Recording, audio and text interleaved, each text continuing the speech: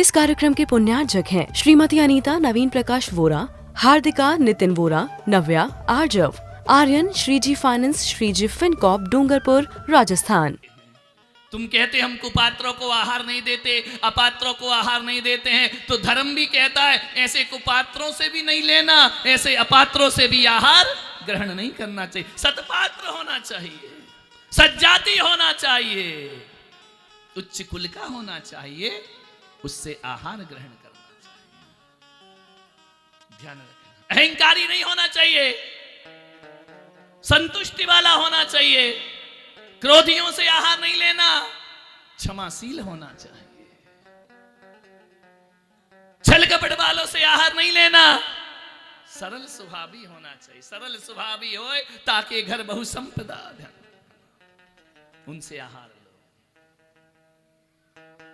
भगवान पात्र देख रहे थे, कौन पात्र है, कौन दाता है। ध्यान रखना, यदि संत नहीं होते ना, हम तुमसे आहार नहीं लेंगे ना, तो तुमको कोई दाता नहीं कहेगा। ध्यान रखना, दाता किसकी दम पे बने हो? संत के आहार लेने की दम पर तुम्हें दान शिरोमणि का खिताब मिला। भगवान ने अविग्रह लिए, तीर्थंकर भगवान ने सोचा कि ये जो मैं 6 महीने से आहार नहीं कर रहा हूं ना, ये उचित नहीं है। तुम लोग सोचते ना कि उपवास बहुत उचित है, भगवान सोचे नहीं, जिनसे नाचार्य कहते हैं उचित नहीं है। भगवान, सारी दुनिया आपका अनुसरण करेगी, आप 6 महीने उपासे रह सकते हो, सब थोड़ी रह सकते हैं, और आप आहार नहीं लेंगे तो आहार की परंपरा चलेगी कैसे? कौन सिखाएगा? तो किसे भांति पदार्थ पंथ कहाँ रहते, लहते या विचारी, या विधि संत कहें धन है जिन बहन बड़े उपकारी। हे जिनेंद्र, उपकार करो। मैंने एक दिन ऋषभदेव भगवान से पूछा, केसरिया जी में था ना, मैंने कहा कि भगवान, आप वज्र वृषभ नारायण सहनन के धारी, आप उत्तम शक्ति के संपन्न, आप तो बिना आहार के भी मोक्ष जा सकते थे, क्या जरूरत थी आपको आहार लेने की? क्यों 6 महीने नगर नगर, गांव गांव, कस्बे कस्बे में आप गए, राजधानी से लेकर गांव के गलियारों तक गए, क्यों इतना कष्ट सहा भगवान? रोज जाते, लौटकर वापिस आ जाते, चाहते वापिस आ जाते, 6 महीने। प्रजा नहीं जानती कि भगवान क्यों आ रहे, क्यों जा रहे। पहले मुनि महाराज थे ना, क्यों इतना कष्ट सहा आपने? आप तो बिना आहार के भी मोक्ष चले जाते। तो केसरिया नाथ ने कहा कि पुलक सागर, ये सच है कि मैं बिना आहार के भी बाहुबली मोक्ष गए, अनंत वीर बिना आहार के मोक्ष गए, हम भी जा सकते थे, फिर इतना कष्ट क्यों सहा? इसलिए सहा, मैंने ये कष्ट अपने लिए नहीं सहा, तुम जैसे मुनियों के लिए मैंने कष्ट सहन किया है, क्योंकि मैं जानता हूं मुझे पास बल है, शक्ति है, साधन है, तद्भव मोक्षगामी हो, मैं बिना आहार के भी मोक्ष जाऊंगा। लेकिन तुम पंचम काल में साधारण मुनि होगे, तुम बिना आहार के जीवित नहीं रह सकते हो, और आहार बिना जिंदा नहीं रहोगे तो व्रतों का पालन कैसे करोगे, समाधि कैसे करोगे, संधारा कैसे करोगे? धर्म रक्षा के लिए, आत्म साधना के लिए, कर्म क्षय के लिए एक भुक्ति का मैं तुम्हें विधान बनाता हूं। मेरे जैसा मत करना आचरण कि 6 महीने में एक बार भुक्ति भी नहीं, तुम्हें तो रोज भुक्ति करना है। एक भुक्ति, तुम्हारा सहनन हीन है, दीन है। कितनी सोचा भगवान ने हमारे लिए। ऋषभदेव वालों, मैं 2-2 बार 3-3 बार गला फाड़ रहा हूं, ये कष्ट सह रहा हूं, किस लिए? मैं ना भी करूं कथा, ना भी करूं प्रवचन, तो मुझे तो आहार मिलेगा ही ना, और जोर जोर से करूं तो भी मुझे आहार वही मिलेगा। ना करूं तो भी वही मिलेगा। लेकिन मैं सोचता हूं कि जब हमारे तीर्थंकर हमारे लिए इतने कष्ट सहते हैं तो हमारा भी दायित्व बनता है इस परंपरा को जीवित रखने के लिए हमें भी कष्टों को सहन कर। ये परंपराएं आगे बढ़ाना पड़ेगी, नहीं तो लोग आहार दान देना भूल जाएंगे। क्यों ये सब हो रहा है? लोग बोले नाटक है, नाटक नहीं है, मुझे अपनी संस्कृति को जिंदा रखना है, इसलिए ये केशव कथा का यहाँ पर आगाज किया गया। सीखो कैसे आहार दिए जाते हैं। अपनी बेटी को दहेज में संपत्ति देना या नहीं देना, हर माँ बाप से निवेदन करूंगा, नवदा भक्ति जरूर देना कि बेटी ससुराल में जाना तो तेरे घर में मुनियों के आहार होते रहना चाहिए, ध्यान रखना। और जब तुम्हारी मृत्यु का क्षण आ जाए, आपकी औलाद आपके पास खड़ी हो, उस औलाद को आप वसीयत देते हैं, मकान का बंटवारा करते हैं, रुपए का बंटवारा करते हैं। डूंगरपुर वाले एक पुलक सागर का कहना और मानना कि जब तुम्हारी मृत्यु का क्षण आए तो अपने बेटे से कहना कि एक हाथ में पकड़ ये घर की संपत्ति और एक हाथ में पकड़ मुनियों की नवदा भक्ति। और बेटे एक बात ध्यान रखना, संपत्ति चली जाए तो गम नहीं करना, अपने घर से नवदा भक्ति खत्म नहीं होना चाहिए। गरीबी में अभी रहे तो नमक रोटी खिला देना मुनिराज को, लेकिन मेरे मरने के बाद इस घर में मुनियों के आहार बंद नहीं होना चाहिए। इस घर में संतों के चरण पड़ते रहे पुत्र। जो संपदा चली गई है ना, एक बात याद रखना, यदि घर में नवदा भक्ति रही तो गई हुई संपदा फिर वापस लौट करके आ जाएगी, ध्यान रखना। और यदि नवदा भक्ति चली गई तो संपदा लौटने वाली नहीं है।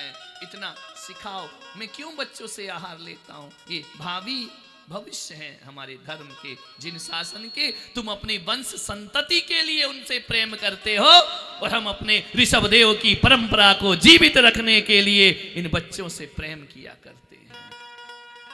2600 वर्ष के बाद तक हम भगवान महावीर के इस परंपरा को यहां लेकर आए। ये सोशल वर्क की दम पे लेकर नहीं आए हैं, ये कंबल बांटने की दम पर लेकर नहीं आए हैं, ये नल और प्याऊ बनाने के दम पर नहीं लाए हैं। हम 2600 वर्ष के बाद भी यदि भगवान महावीर को जीवित रखे हैं तो हम संतों ने अपने त्याग और तपस्या के बल पर भगवान महावीर को जीवित रखा है। मंदिरों की दम पे जीवित नहीं होते भगवान, मूर्तियों से धर्म नहीं फैलता, वह भी एक साधन है। लेकिन जैन दर्शन दुनिया में जाना जाता है। आज भी अजैन साधु यदि हमें जानते हैं तो कहते हैं जो तपस्या दिगंबर संतों के पास है वो तपस्या दुनिया में किसी के पास नहीं हो सकती है। हमारा ऋषिकेश के त्रिवेणी घाट में प्रवचन हुआ, गंगा बह रही है, उसके किनारे प्रवचन। तरुण सागर जी महाराज के साथ था मैं, दोनों गए थे वहां पर। जनवरी का महीना, ठिठुरती ठंड, जितने यूपी में ऊपर चढ़ो उतना पारा डाउन होता है। गंगा के किनारे प्रवचन हुआ, त्रिवेणी घाट ऋषिकेश में। अवधेशानंद जी के गुरु सतमित्रानंद जी महाराज, चिन्मयानंद जी महाराज, प्रणव मुखर्जी, ये हिंदुओं के सर्वमान्य संत हैं, वह भी उस सभा में आए। स्वामी सतमित्रानंद जी को कहा कि संत जी आप अवधेशानंद जी को जानते हैं? जितने नागा साधु हैं उन सबके हेड हैं, 25 लाख नागा साधु।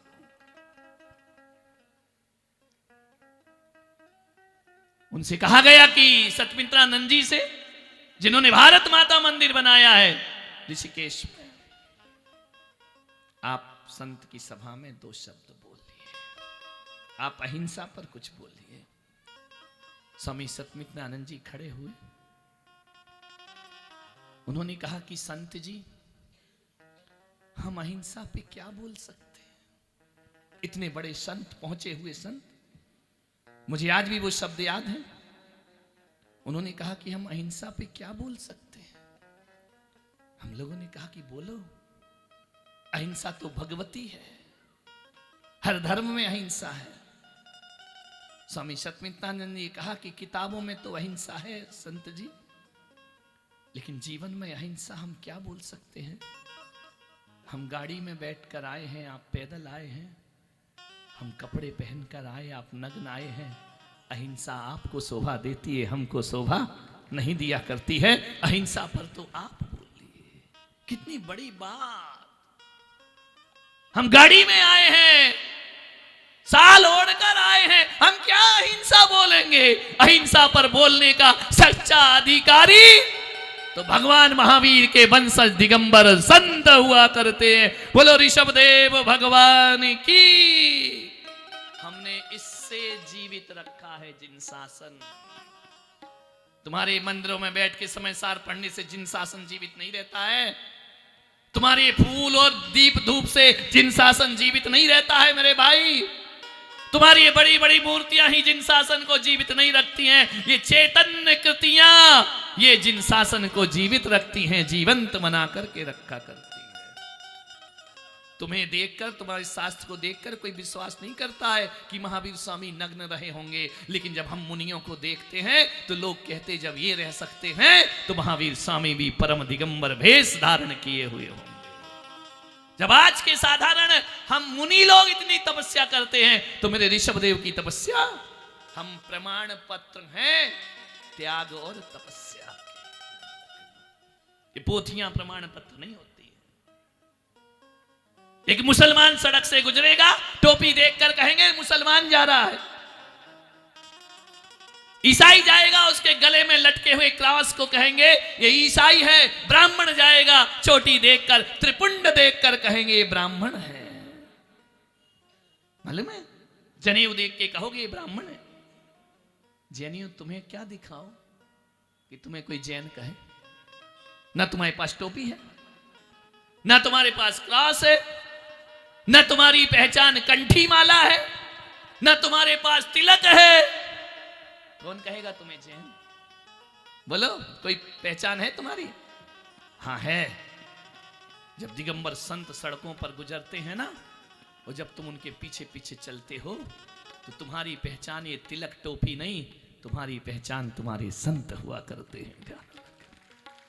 संतों के पीछे चलोगे तो लोग कहेंगे जैन समाज जा रहा है। तुम्हारी पहचान है, हम जानते हैं। इस पहचान को बनाए रखना है। नवदा भक्ति से पहचान बनेगी। 6 महीने ऋषभदेव ने कहा कि हम बिना आहार के भी मुक्ति पाते, लेकिन आने वाली संतति के लिए हमें आहार ग्रहण करना पड़ेगा। बीत गए 6 मास जब बिना लिए आहार, यतियों की चर्या प्रकट करने किया विचार। अचल खड़े थे मेरु सम ऋषभदेव भगवान, महिमा जिनकी अगम है,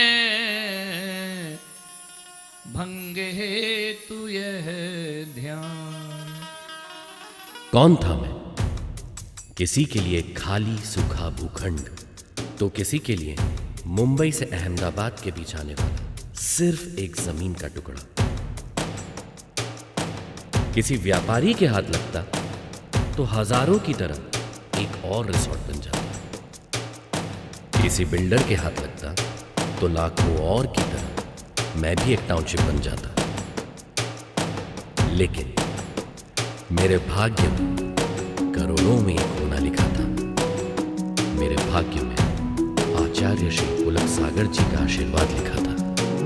नरेन्द्रं फणीन्द्रं सुरेन्द्रं अधीशं शतेन्द्रं सुपूज्यं भजे नायशीशं मुनीन्द्रं गणेन्द्रं नमो जोडिहातं नमो देवदेवं सदा पार्श्वनाथं।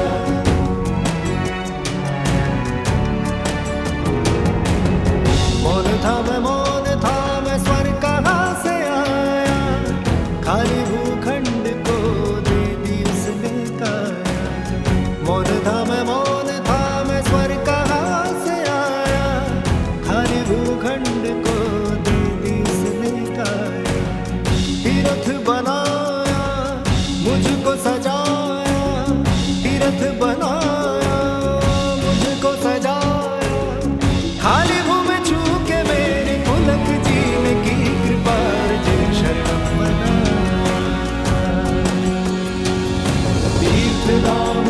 शरणम यही त्रिकाल चौबीसी छात्रवास जिन शरणम यही है निर्जरा कुटी यही है ध्यान मंदिर सामयिक गुफा यही नवग्रह जिनालय त्रिमूर्ति भी दिखे यही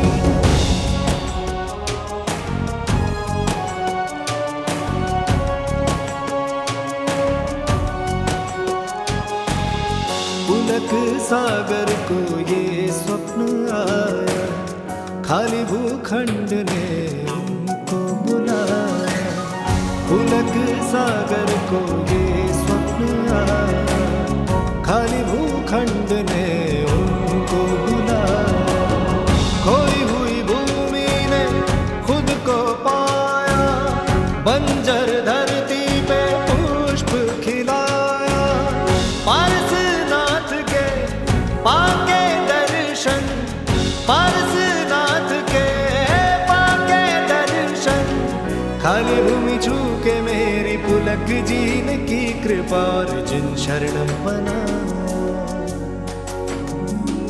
नरेंद्रम फणींद्रम सुरेंद्रम अधीशम शतेंद्रम सुपूज्यम भजे नायशीशम मुनींद्रम गणेंद्रम नमो जोड़ी हाथम नमो देवदेवम सदा पार्श्वनाथम जिन शरणम पवच्छामि जिन शरणम पवच्छामि जिन शरणम पवच्छामि जिन शरणम पवच्छामि जिन शरणम पवच्छामि जिन शरणम पवच्छामि जिन शरणम पवच्छामि जिन शरणम पवच्छामि। इस कार्यक्रम के पुण्यार्चक थे श्रीमती अनीता नवीन प्रकाश वोरा, हार्दिका नितिन वोरा, नव्या आर्जव, आर्यन श्रीजी फाइनेंस श्रीजी फिनकॉप डूंगरपुर राजस्थान।